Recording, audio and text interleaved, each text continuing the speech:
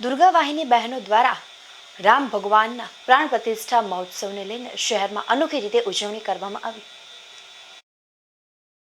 આગામી 22 જાન્યુઆરીના દિવસે ભગવાન શ્રી રામના અયોધ્યા ખાતે મંદિરની પ્રાણ પ્રતિષ્ઠા મહોત્સવ ઉજવાઈ રહ્યો છે, જ્યારે સમગ્ર ભારતની અંદર એક અનોખો યાદગાર દિવસ તરીકે ઉજવાઈ રહ્યો છે। ત્યારે ભાવનગર શહેરની દુર્ગા વાહિની બહેનો દ્વારા આ 22મી જાન્યુઆરીના દિવસે રામ ઉત્સવને લઈને શહેરોની અંદર દરેક મંદિરોની અંદર અલગ અલગ પ્રકારની રંગબેરંગી આકર્ષિત રંગોળીઓ દોરવામાં આવે છે। જે રંગોળીઓ પાકા કલર ઓઇલ પેન્ટથી રંગોળીઓ દોરવામાં આવી રહી છે, જે રંગોળી બહેનો દ્વારા દોરવામાં આવે છે।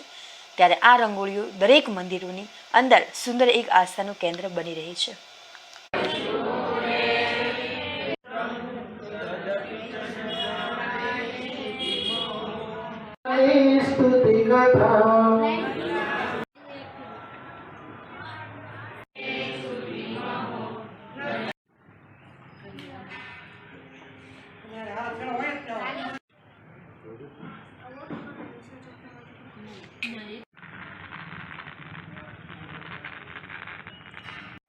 બીજા કાનમાં કયું કરવાનું?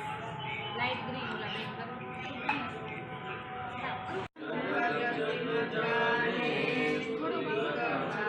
કે બેન પહેલા આપનું નામ?